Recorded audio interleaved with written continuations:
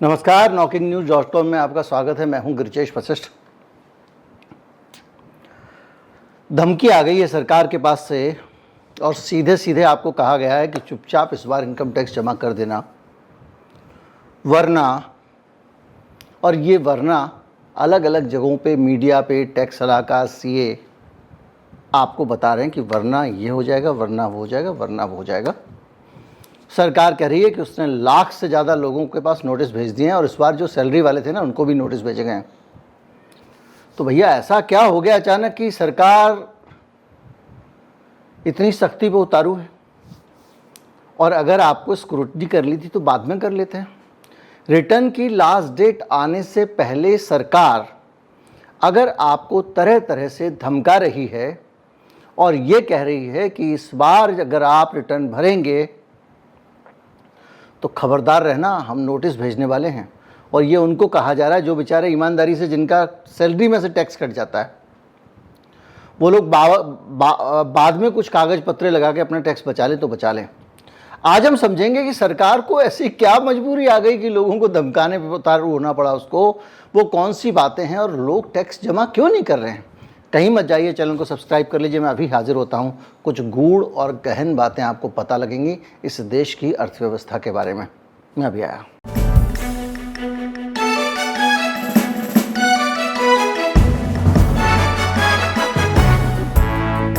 इस महीने की आखिरी तारीख तक आपको अपना रिटर्न जमा करना है।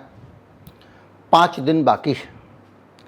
और जब 6 या 7 दिन बाकी थे तो इस देश की वित्त मंत्री ने स्वयं सामने आके एक बयान दिया टैक्स पेयर्स को कि इस बार बहुत गहरी जांच हो रही है और साफ रहना, सावधान रहना, और अगले 6 साल तक कभी भी इस बार का जो रिटर्न आपने भरा है, अगर आपने उसमें गड़बड़ी की तो अगले 6 साल तक आपको नोटिस आ सकता है, आपको जवाब देना पड़ सकता है, आपके ऊपर पेनल्टी लगेगी। ठीक बात है। लेकिन अगर पेनल्टी, आप शरीफ आदमी हैं, आपने कहा साहब पहली बार हुआ, अगर आपको अधिकारी माफ़ भी कर देगा तो भी ब्याज तो आपको देना ही पड़ेगा। अब मैं आपको बताता हूं पहले कि वो डरने वाली बात कौन सी है, वो डराया क्यों जा रहा है आपको, और कौन कौन सी चीज़ें आपके साथ हो सकती हैं, क्योंकि सरकार अपने हाथ में हमेशा ताकत रखती है। आप अगर आज की तारीख में जो इनसाइट करके एक प्रोग्राम है केंद्र सरकार का, उसके ज़रिए आपकी हर चीज़ पर सरकार की नज़र है और वो गहन जासूसी आपकी जीवन की चीज़ों की करती है। आप अगर विदेश यात्रा पर जाते हैं और अपनी सेल्फी डालते हैं सिंगापुर में, या वो जो बुर्ज खलीफा के सामने खड़े होके स्विमिंग पूल में नहाते हुए, वो सब चीज़ें भी कहीं ना कहीं इनकम टैक्स डिपार्टमेंट ट्रैक कर रहा है और जान रहा है कि ये आदमी खर्चा कर रहा है, तो खर्चा किया तो पैसा आया कहाँ से। इसके अलावा वो आपकी अलग अलग चीज़ों का आर्टिफिशियल इंटेलिजेंस के ज़रिए, जो आपके पास तो चैट जीपीटी अभी आया, सरकार पहले से उसका इस्तेमाल कर रही है, उसके ज़रिए आपकी एक एक गतिविधि पे नज़र रखते हैं। कैसे? आप पेट्रोल पंप पे जाएंगे, गूगल मैप यूज़ करेंगे, जीपीएस। आपने सोच लीजिए कि आपने काले धन से मॉल में जाके ख़रीदारी कर ली, किस चीज़ से की? कैश में की।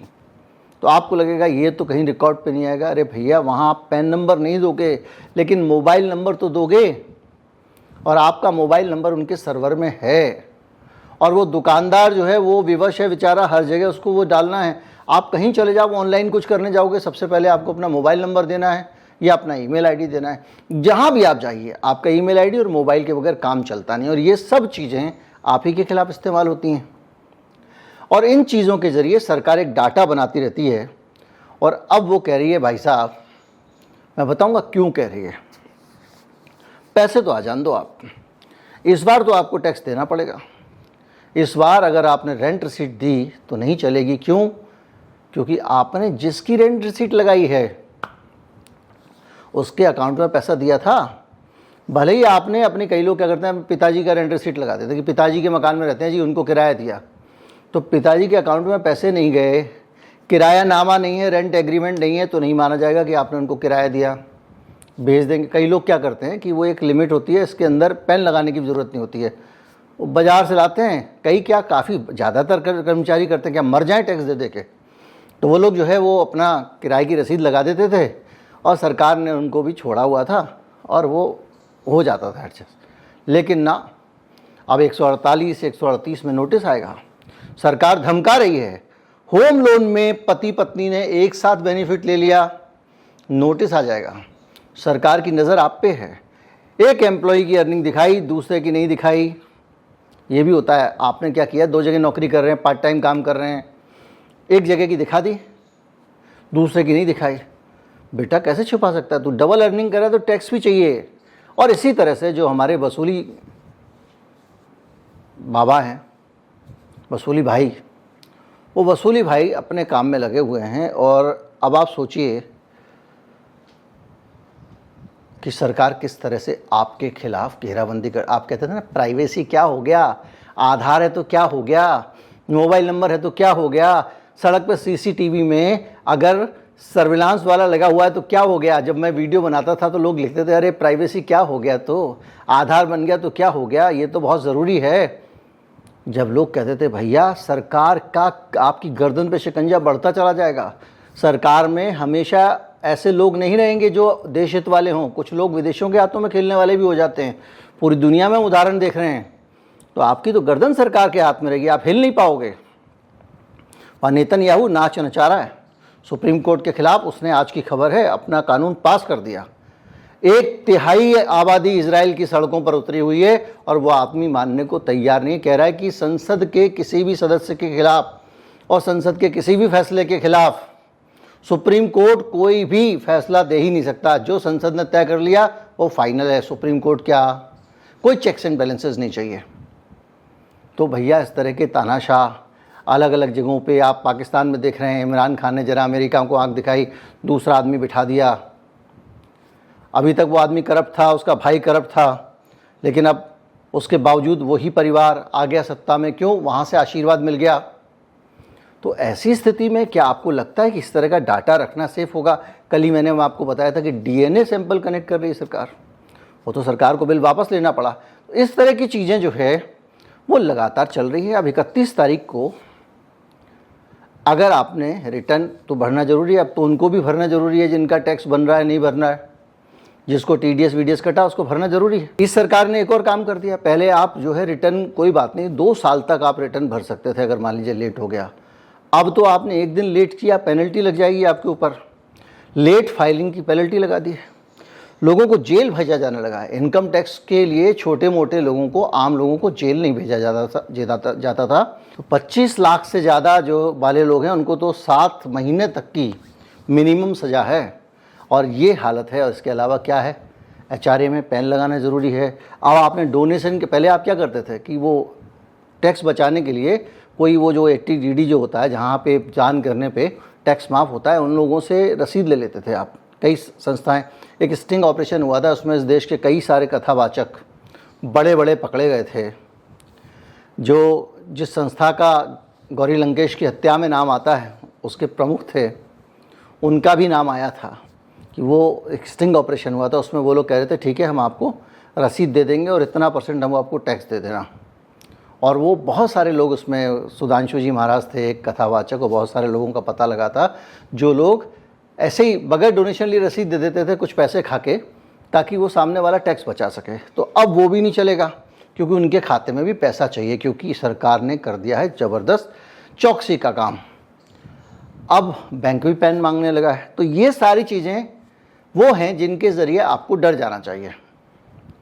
सरकार आपको डराना चाहती है, वरना कितने नोटिस भेजे जा रहे हैं, ये आंकड़ा इनकम टैक्स रिटर्न भरने की लास्ट डेट से पहले 4 दिन पहले सरकार को अगर आपको बताना पड़ रहा है तो आपको चेतावनी दे रही है, बेटा इस बार टैक्स भर दियो वरना छोड़ा नहीं जाएगा। आप समझ में आपको आ गया होगा कि ये 31 तारीख को आगे भी नहीं बढ़ाएंगे। मतलब हर तरह से प्रेशर है आपके ऊपर कि लगान तो लगेगी ही लगेगी। इस बार गब्बर ने थोलिया को भेजा है, कालिया को भेजा है। अब कालिया, धोलिया अगर जाके खबर देगा, क्या खबर लाए धोलिया, और वो बोलेगा सरकार उन्होंने लगान देने से मना कर दिया है, तो बस लेकिन ये धोलिया ये नहीं बोलेगा क्या खबर लाए थे, क्या सोच कर आए थे कि गब्बर सिंह शाबाशी देगा। ये गब्बर सिंह आपके घर पे ईडी भेज देगा, ये गब्बर सिंह आपका बैंड बजा सकता है। तो मसला ये है कि गब्बर सिंह को क्या कड़की है जो इतना ज़्यादा परेशान हो रहा है। मसला ये है कि अगर कोई सरकार टैक्स के लिए इतनी बौरा रही है, परेशान हो रही है, तो क्यों हो रही है। अब हम आएंगे असली बात पे। इस देश में खजाने की हालत क्या है उस सरकार की जो अब तक 2014 से जितना कर्जा था उसका 3 गुना कर चुकी है। NHAI का कर्जा आपको बता ही दिया मैंने, हाईवे बेच रहे हैं, हर तरफ कर्जा ही कर्जा है। और कर्जे का जो विकास आपको दिखाई दे रहा है उस विकास में मित्रों के विकास ने किस तरह से सत्यानाश किया है, इनकम टैक्स के आंकड़ों से आप देखेंगे। एक मेरे पास में एक चार्ट है, ये बताता है कि 19-20 में 44% जो मतदाता थे, माफ़ कीजिए करदाता थे, केवल 44% लोगों ने ज़ीरो टैक्स लायबिलिटी वाला रिटर्न भरा था। यानी केवल 44% लोग ऐसे थे जो उन्होंने रिटर्न भरा लेकिन टैक्स नहीं दिया, और 56% लोग ऐसे थे जो रिटर्न देने वाले थे, जो टैक्स देने वाले थे। ये है 19-20 का आंकड़ा, और ये संख्या उसके बाद से भयंकर बढ़ गई है 20-21, 22-23 और 21-22 में। अगर आप देखेंगे तो 20-21 में 71.98 यानी 72% हो गए। सीधे 44% से 72% लोग ऐसे हो गए जिन्होंने रिटर्न तो भरा पर टैक्सवा नहीं दिया। इसी तरह से 73% 21-22 में हो गए, और 69% 22-23 में हो गए जिन्होंने रिटर्न तो भरा, टैक्स नहीं दिया। अब ये नौबत क्यों आई। आप कहेंगे कि ऐसा क्या हो रहा है। तो जो इनकम टैक्स भरने वाले हैं उसमें पहले 2 करोड़ 90 लाख लोग होते थे, और अब आप 5 करोड़ 17 लाख लोग हो गए हैं बढ़कर, जो कह रहे हैं कि भाई साहब रिटर्न भर रहे हैं लेकिन हमारे पास टैक्स नहीं मिलेगा आपको। अब सरकार को ये लग रहा है कि ये जो लोग हैं ये ज़ीरो का रिटर्न भर रहे हैं, ये ज़रूर धांधलीबाज लोग हैं। तो जो लोग भर रहे हैं उन लोगों को हड़काओ ताकि ये कुछ ना कुछ टैक्स सरकार के पास जमा करें। यहाँ तक तो ठीक है, लेकिन ऐसी नौबत क्यों आई ये भी तो सोचना इसी सरकार की जिम्मेदारी है कि ऐसा क्या हुआ कि लोग ज़ीरो रिटर्न का टैक्स भर रहे हैं। तो अगर आप फिर से आंकड़ों पे जाएं तो जो रेशियो बनता है वो ये बनता है कि जो टैक्स बेस है भारत में करदाताओं का वो लगातार बढ़ता जा रहा है। 2 करोड़ 24 लाख लोग इस साल टैक्स भर रहे हैं, यानी रिटर्न भर रहे हैं, जो कि 3 करोड़ 57 लाख होते थे कभी 19-20 में, उसमें से भी 44% भरते थे। उसके बाद 20-21 में ये सिर्फ 1 करोड़ 88 लाख रह गए। तो ये जो बदलाव आया है, अगर आप इस बदलाव को देखेंगे तो ये बदलाव आया है कोरोना वायरस के बाद में। जो आपने रात को 8 बजे लॉकडाउन लगवा दिया था ना, जो आपने थाली घोटाले, और मैं संबित पात्रा जैसा व्यक्ति ट्वीट करके बोल रहा था कि भाई साहब चाहे कुछ हो जाए, डॉक्टर है वो, चाहे कुछ हो जाए मैं घर से बाहर नहीं निकलूँगा। फिर इन सब लोगों ने अपने घर में टीवी पे मोदी जी को देखते हुए फ़ोटो डाली थी, याद करिए। उस दौरान इस देश के काम धंधे, रुपया, पैसा सब खत्म हो गया था। तो अब अगर आप एक ग्राफ देखें तो ये चार्ट कहता है कि सरकार की जो कोविड पर नीतियां थी, हमने तो उसी वक्त बोला था, उसके कारण जो इनकम है ना, वो जिसकी इनकम जितनी कम थी उसकी कमाई का सत्यानाश हुआ। यानी आप पहले से ही कम कमाते थे और आपकी आमदनी और घट गई। और ये आंकड़ा जो है ये मिंट ने दिया है, जो कहता है कि 5 लाख तक की आमदनी वालों की हालत हो गई है खराब। इसके अलावा जो ज़्यादा आमदनी वाले थे, 5 से 10 लाख वाले, उनकी बल्ले बल्ले है, और उससे भी ज़्यादा बल्ले बल्ले है जो 10 लाख से ज़्यादा आमदनी वाले थे। यानी जिसने जितनी ज़्यादा आमदनी की, जिसकी जितनी ज़्यादा आमदनी थी, उसके पास और आमदनी बढ़ी। लेकिन ये आंकड़ा जो है ना, ये पूरी तस्वीर नहीं दिखाता। ये तो 10 लाख से ऊपर वाले में तो सभी को सान दोगे आप। हमको वो आंकड़ा लेना है जिसमें अडानी अंबानी की ग्रोथ की बात आई थी। जो रिचेस्ट 20% लोग हैं इस आंकड़े में, आप इस चार्ट में सबसे नीचे वाला देखिए, उनकी आमदनी 7.31 के करीब बढ़ी है, यानी 20%, 7.31। जो रिचेस्ट 20% लोग हैं उनकी घर की आमदनी, हाउस होल्ड इनकम 7,31,000 रुपये बढ़ी है, और जो कि पहले उसकी बढ़ोतरी 5,26,000 होती थी, यानी उनकी आमदनी में 20% के आसपास इजाफा हो गया है। अपर मिडिल क्लास की भी आमदनी जो 3 लाख थी वो 3,22,000 हो गई। इसके अलावा जब मिडिल क्लास की 2,25,000 थी वो 2,05,000 हो गई। लोअर मिडिल क्लास की जो 20% है उसकी 1.51%, 1,85,000 जो घर की आमदनी थी, सालाना आमदनी, वो 1.25 लाख पे आ गई। और जो सबसे गरीब आदमी है जो 1,37,000 सालाना आमदनी करता था वो 65,000 पे आ गया। तो भाई साहब, अगर आप इस आंकड़े को देखेंगे तो इस आंकड़े के हिसाब से जो तस्वीर आ रही है वो कहती है कि कोविड की जो सरकार की मैनेजमेंट की नीतियां थी, उन्होंने गरीब को, मिडिल क्लास को और लोअर मिडिल क्लास को मार दिया। तो भाई साहब, टैक्स भरने वाले तो आपके बढ़ रहे हैं, रिटर्न भरने वाले भी बढ़ रहे हैं, तो वो कौन लोग हैं? जो बेचारा को सामान की पेमेंट मिली, कहीं पे उसने मजदूरी की पेमेंट मिली, कहीं उसने नौकरी की पेमेंट मिली, टीडीएस काट दिया लाला ने, क्योंकि सरकार टीडीएस बना गई है। कांग्रेस ने बहुत सारे चमत्कार किए हैं जिनके कारण आज देश भुगत रहा है। उनमें से एक ये भी है, चिदम्बरम स्टैंडर्ड डिडक्शन खत्म कर गए थे इनकम टैक्स में, टीडीएस भी उन्हीं का दिया हुआ है। तो जब टीडीएस कटेगा तो क्या होगा? आपको रिटर्न लेना पड़ेगा ना, पैसा आपका कट गया है, आपका तो टैक्स बनता नहीं था, तो आप ज़ीरो रिटर्न वाला भरोगे और उसके बाद में कुछ रिफंड लोगे। अब रिफंड लेने में सरकार को हो रही है तकलीफ। रिफंड क्यों दें? खा जाओ पैसे इनके। अरे भाई, गरीबी पैदा कर दी, गरीब आदमी है, उसकी आमदनी नहीं है तो जीरो का ही रिटर्न भरेगा ना, तुम उसको टैक्स चोरी कह रहे हो। और ये बड़ा दुर्भाग्य है, इस देश में इनकम टैक्स का जो स्ट्रक्चर बनाया गया था उसमें लोगों से कहा गया था कि अपनी आय का खुद ही मूल्यांकन करें और उसके आधार मूल्यांकन करें और उसके आधार पर आप रिटर्न भरें। आपकी आमदनी कितनी है सरकार नहीं बताती, आप स्वयं बताते हैं। ये सम्मान दिया गया था देश के नागरिकों को। अब उन देश के नागरिकों को सरकार खड़े होकर धमकी दे रही है कि भाई साहब 1 लाख से ऊपर लोगों को नोटिस भेज दिया है, सब पे नज़र है और ये कर देंगे वो कर देंगे। उसके बाद मीडिया शुरू हो गया है, आप तो जेल जा सकते हो, आपका तो ये हो सकता है, आपका तो वो हो सकता है। ये लगातार बुरी स्थितियां आती जा रही हैं और इसलिए सबसे ज़्यादा रिटर्न ऐसे भर रहे हैं जिसके अंदर आदमी, अब आप सोचिए महंगाई का हाल, फूड आर्टिकल में हर चीज़ की कीमत बढ़ गई है।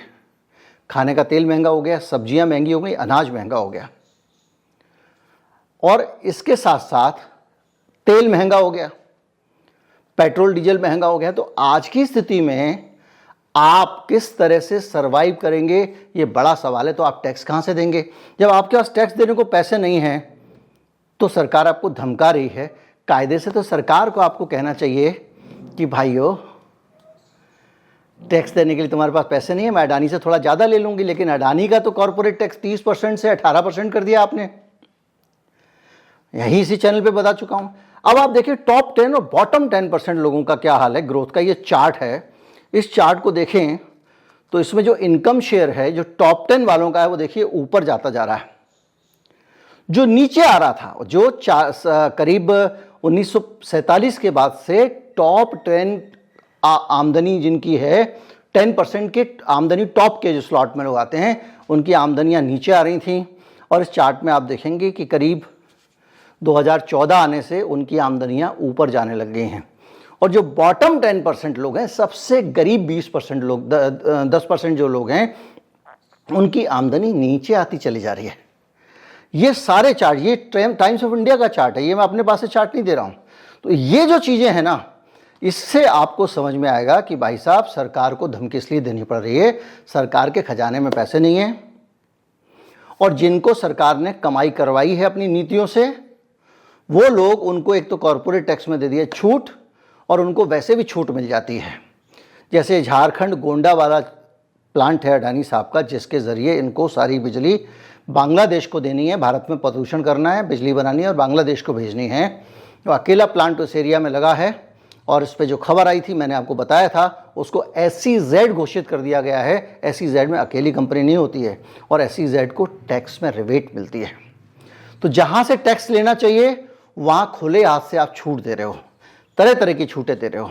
उन लोगों को दिवालिया होने पे हेयर कट दे रहे हो, 95% पैसे माफ़ कर दे रहे हो उनके कर्जे के, अलग अलग तरह से। अब आपको माफ़ नहीं किया जी, लेकिन गया तो पैसा उनके पास से, दिवालिया होने के कानून सरल बना दिए गए हैं।